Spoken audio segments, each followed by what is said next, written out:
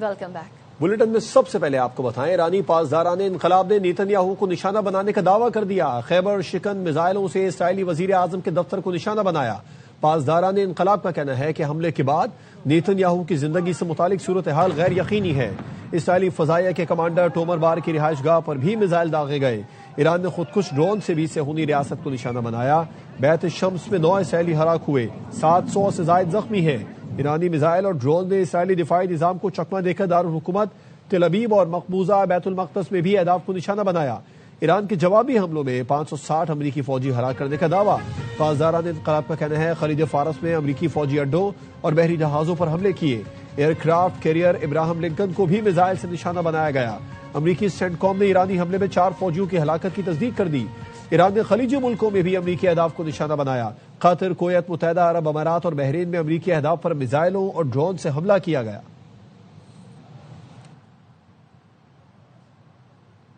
ایران کا پلٹ کر وار، امریکی F-15 لڑاکا طیارہ مار گرایا۔ ایرانی حکام کا کہنا ہے فضائی حدود کی خلاف ورزی پر امریکی جیٹ کو نشانہ بنایا جو کویت میں جا گرا۔ امریکی سینٹرل کمانڈ نے 3 طیارے تباہ ہونے کی تصدیق کر دی۔ ایران پر اسرائیلی اور امریکی حملوں میں 555 ایرانی شہید ہو گئے۔ تازہ حملے میں تہران کا ایمرجنسی سروسز کا دفتر تباہ ہو گیا، عملے کو نقصان پہنچا۔ تہران میں گاندھی اسپتال کو بھی نشان پہنچانا گیا۔ وسطی شہر ساننداز پر 6 میزائل داغے گئے۔ کئی رہائشی عمارتیں، پولیس اسٹیشن ملبے کا ڈھیر بن گئے۔ 2 شہری متعدد زخمی ہو گئے۔ وسطی شہر کرمان میں ایئرپورٹ کو نشانہ بنایا گیا۔ اسرائیلی فوج کا کہنا ہے ایران پر 30 گھنٹوں کے دوران 2000 بم گرائے گئے۔ اسرائیلی فوج نے ایران پر فضائی حملوں کی نئی ویڈیو جاری کر دی ہے۔ ایران کی ballistic missile launcher, missile units, air defence اور فوجی تنصیبات کو نشانہ بنایا گیا۔ امریکہ نے پاسداران انقلاب کے ہیڈ کوارٹر کو نشانہ بنانے کی ویڈیو جاری کر دی۔ سنکوم سے جاری 18 سیکنڈ کی ویڈیو میں امریکی لڑاکا طیارے کو اڑتے اور پھر ایران میں اہداف کو نشانہ بناتے دکھایا گیا ہے۔ امریکی حکام کے مطابق پاسداران انقلاب کا مرکزی ہیڈ کوارٹر تباہ ہو گیا۔ تنظیم کی قیادت کو شدید نقصان پہنچا ہے۔ پاسداران انقلاب نے 47 سالوں میں 1000 سے زائد امریکی شہریوں کو ہلاک کیا۔ صدر آصف علی زرداری کی ایران پر جنگ مسلط کرنے کی مذمت، کہا مذاکرات کے دوران ایران پر جنگ مسلط کی گئی جس کی وہ سختی سے مذمت کرتے ہیں۔ پارلیمنٹ کے سیشن سے خطاب میں کہا پڑوسی ملک کے استحکام اور سرحدی سالمیت کے لیے پاکستان اپنی حمایت کا اعادہ کرتا ہے۔ انہوں نے تہران میں میزائل حملوں میں رہبر معظم آیت اللہ خامنائی کی شہادت پر تعزیت کا اظہار کیا۔ صدر زرداری نے کہا بھارتی قیادت کہتی ہے وہ ایک اور جنگ کے لیے تیار ہے۔ وہ بتانا چاہتے ہیں ہر جاہر دشمن ذلت آمیز شکست کے لیے تیار رہے، کوئی غلطی نہ کرے، پاکستان مقابلے کے لیے تیار ہے، پوری قوم مسلح افواج کے ساتھ متحد ہے۔ The war being waged on Iran, we have reaffirmed our support for sovereignty and territorial integrity. I join all Pakistanis condoling the martyrdom of Iran's supreme leader Ayatollah Ali Khamenei. May Allah grant him highest place in Jannah. India's leaders said they are preparing for another war. I would also say that any aggressor should prepare for another humiliating defeat. Make no mistakes, we are ready for you.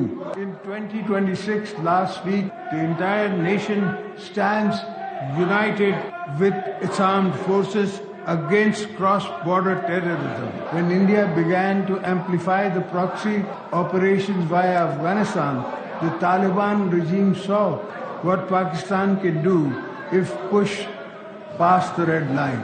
مشرق وسطی میں کشیدگی کے باعث تیل کی قیمتوں میں نمایاں اضافہ۔ رائٹرز کے مطابق لندن برینڈ خام تیل 4.5% اضافے سے $76.07 فی بیرل، جبکہ ویسٹ ٹیکساس خام تیل 3.9% اضافے سے $69.59 فی بیرل پر پہنچ گیا۔ آبنائے ہرمز بند ہونے کے بعد اوپیک پلس ملکوں نے اپریل سے تیل کی پیداوار یومیہ 206,000 بیرل بڑھانے کا اعلان کر دیا۔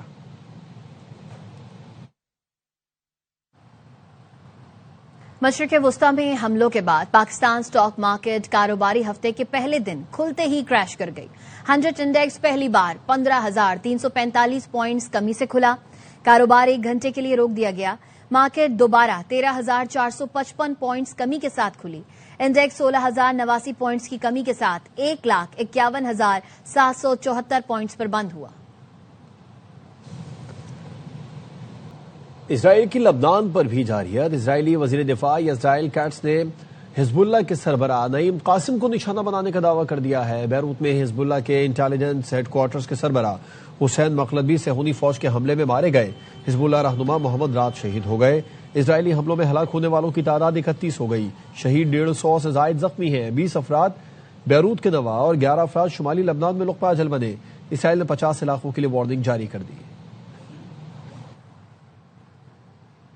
نائب وزیر اعظم اور وزیر خارجہ اسحاق ڈار نے کہا ہے کہ مذاکرات کے دروازے کھلے رہنے چاہیے. اسلام آباد میں سفارتکاروں سے اظہار خیال میں وزیر خارجہ نے کہا ایران نے جوابی کارروائیاں اپنے دفاع میں کی لیکن سعودی عرب سمیت برادر ممالک پر حملے کی مذمت کرتے ہیں.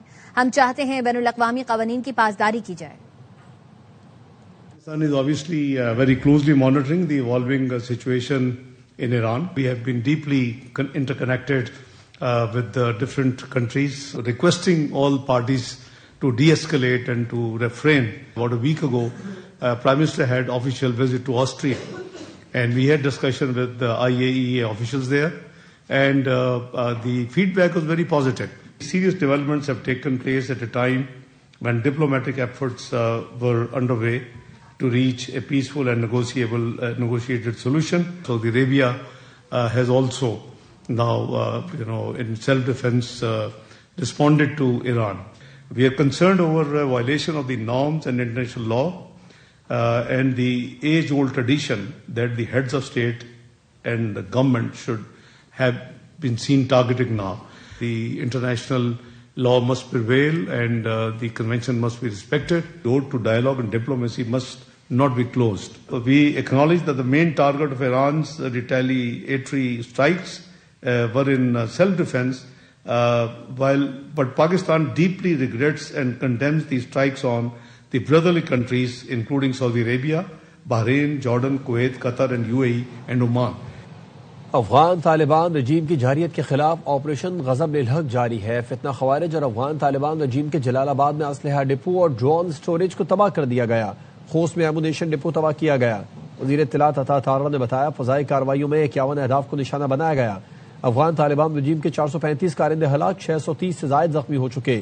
188 پوسٹیں تباہ، 31 پر قبضہ کیا گیا. افغان طالبان رجیم کے 188 ٹینک اور بختربند گاڑیاں تباہ کی گئی. T20 ورلڈ کپ میں ناقص کارکردگی پر پی سی بی کا ایکشن. میگا ایونٹ سے باہر ہونے پر کھلاڑیوں پر 50 لاکھ روپے جرمانے کا فیصلہ. بورڈ نے کھلاڑیوں کو بتا دیا پرفارمنس دکھاؤ گے تو مراد ملیں گی. ذرائع کا کہنا ہے ورلڈ کپ میں پرفارم نہ کرنے پر قومی ٹیم میں پھر سرجری متوقع ہے. بابر اعظم سمیت کئی کھلاڑیوں کو T20 سے ڈراپ کرنے پر غور کیا جا رہا ہے. نیوز بلیٹن سے فی الوقت اتنا ہی. دیکھتے رہیے ARY.